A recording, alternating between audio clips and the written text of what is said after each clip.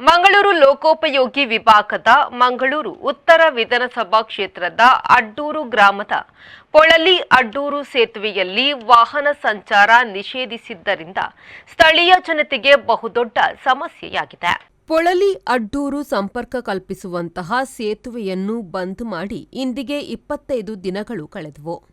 ಪೊಳಲಿಯಿಂದ ಬೇರೆ ಬೇರೆ ಕಡೆಗೆ ಶಾಲೆ, ಕಾಲೇಜುಗಳಿಗೆ ಹಾಗೂ ಕೆಲಸಕ್ಕೆ ತೆರಳುವವರು ಸಾವಿರಾರು ಜನರಿದ್ದಾರೆ.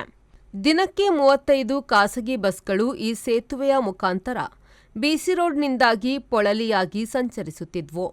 ಪೊಳಲಿಯಿಂದ ಬರುವಂತಹ ಎಲ್ಲಾ ಬಸ್ಗಳು ಸೇತುವೆಯ ಪೊಳಲಿ ಬದಿಯಲ್ಲಿ ನಿಂತು ಆನಂತರ ಎಲ್ಲ ವಿದ್ಯಾರ್ಥಿಗಳು, ಸಣ್ಣ ಮಕ್ಕಳು ಸೇತುವೆಯಲ್ಲಿ ನಡೆದುಕೊಂಡು ಬಂದು ಸೇತುವೆಯ ಮತ್ತೊಂದು ಬದಿಯಲ್ಲಿರುವ ಬಸ್ಗಳನ್ನು ಹತ್ತಿ ಎರಡೆರಡು ಬಸ್ನಲ್ಲಿ ಹೋಗುವಂತಹ ಅನಿವಾರ್ಯತೆ ಎದುರಾಗಿದೆ. ದಕ್ಷಿಣ ಕನ್ನಡ ಜಿಲ್ಲಾಧಿಕಾರಿಗಳು ತಕ್ಷಣ ಸೇತುವೆ ಗುಣಮಟ್ಟವನ್ನು ಪರಿಶೀಲಿಸಿದ್ದು ಶ್ಲಾಘನೀಯ ಕಾರ್ಯವಾಗಿದೆ.